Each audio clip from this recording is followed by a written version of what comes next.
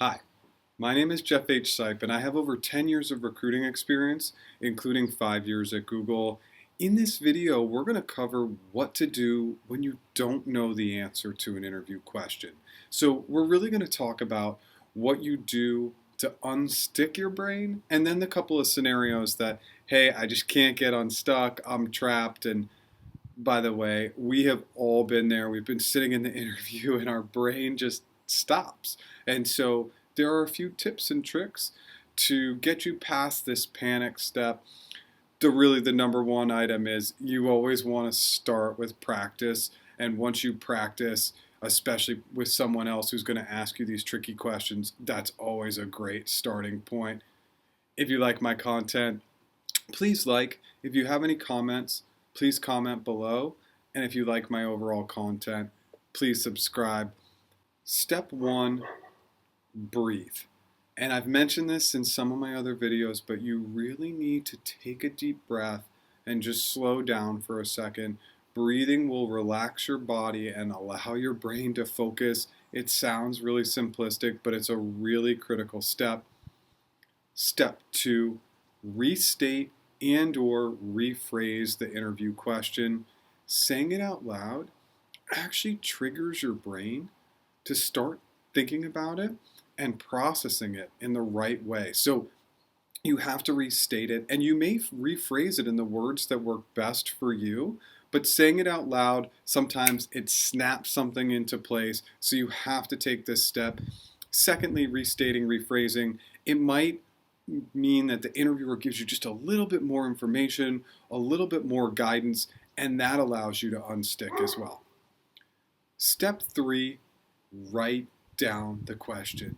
You may be a visual person, not an auditory person, and you just can't process it by saying it or hearing it. You may need to write it down. That's why you always need a pen and some paper. Just write it down. Sometimes seeing it on paper will trigger something for you. One pro tip is to really focus on the key words. So that can also trigger something. And a short question like, how do you measure success?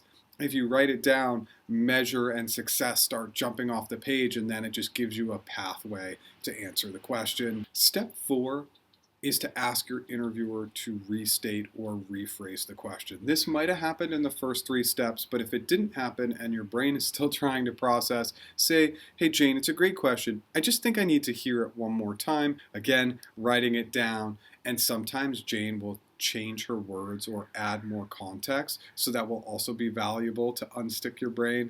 Step five, and this is one I talk about all the time, which is ask follow-up questions. This can really help you unstick your brain. You just start processing the information. And if we get back to writing down the question, so let's go back to the how do you measure success question.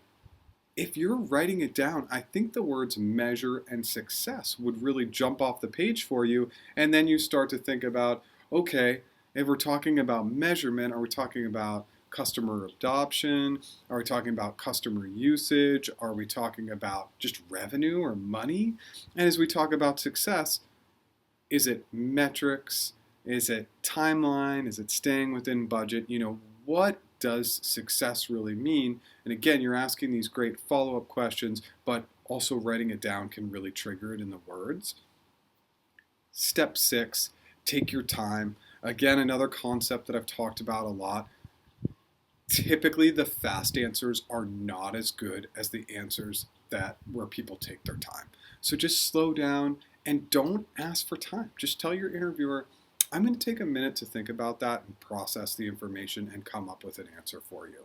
And as you're doing this, I want you to kind of couple this with step seven, which is thought process. So as you're thinking through it, it's also okay to show thought process by talking out loud and kind of really saying, okay, Jane, this is how I'm thinking about it. This is what's coming to mind. And that can trigger something for your brain, but it also might trigger Jane to say, yeah, I really like that idea. Or no, I was thinking more on the external side, not the internal side. And the last piece with thought process, again, let's tie that writing it down. You might just try to unstick yourself by jumping up at the whiteboard and taking notes so Jane can see logically how you're thinking through the question. And that's a great segue into step 8A, which is make some assumptions. So to unstick your brain, just make some assumptions. Assume that it's an internal team with an existing product on the business side and just run with it. If you have confidence in some of the assumptions you've taken and you've asked great follow-up questions, you've shown thought process, Jane will be connected to you and your answer. Step 9A, check in. Because you've really not been able to put it all together, just continue during your answer to check in with Jane and say, hey Jane, this is how I think it should be going, but I just want to make sure I'm headed down the right path. Don't continue down a path if you're still trying to make assumptions and work through it without stopping and checking in with Jane. That's going to be really critical. So I want to stop here for a second. I always want you to take those first 7 steps, and then again, step 8, assumptions, step 9, doing the check-ins as you're answering and still trying to figure it out. If you're truly stuck, I want you to take step 8B, which is asking for help. Once you've taken those first 7 steps, Jane really understands who you are, how you try to work through a complex question, and ultimately, I just don't want you to say, I don't know, I can't answer, I'd like to move on to the next question. Simply say, Jane, after restating and trying to talk through it, I feel stuck. Based on what I've said, can you give me a little bit more direction? Can you give me a hint? And Jane will be much more willing to help you because you've taken all the steps to unstick. You haven't just said, oh, I don't know, or I want to move on. And is asking for help a little bit of a downtick? Yeah, it is. But it's a small downtick in comparison to wanting to move forward or not really trying. Another option is step 9B, presenting an alternative. And typically alternatives come with framing. So you've been asked to tell me about a time you had a difficult customer, external customer, and you haven't had that scenario, but you've had a difficult internal partner, right? So you present that to Jane and say, hey, Jane, I have another example. You frame it in that way. Jane might have a question about specific OKR goals, and you've worked with SMART goals, so you present that item.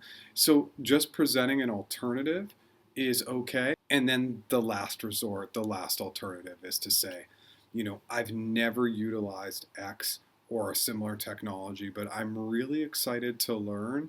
And maybe you can tell me more about how you got introduced to that tool and how I might learn from you or somebody from the team, right? Again, this is a really last resort, but sometimes it is with a specific skill or technology that you've just never touched before, and that's the reality, and that happens in some interviews. And the last step, step 10, more questions.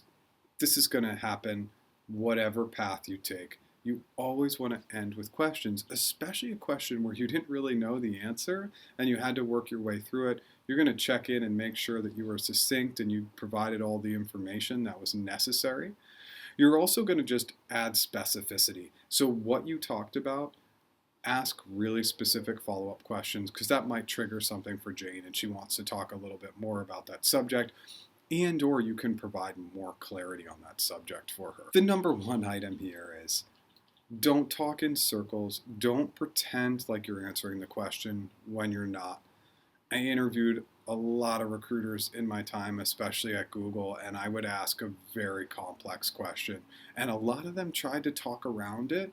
And the reality is that if they had just asked for a little help, or if they had slowed down, or if they had asked follow-up questions, or if they had asked me to restate the question or done any of these steps, they would have had better success. But by trying to really push through it, they didn't have success. And you'll see some articles and some videos that say, try to stall. No, don't try to stall. Actually stall. Actually ask for time. Because if you ask for time, again, sometimes that can unstick, or any of the other steps I've mentioned. I really hope this video helps. Thanks so much.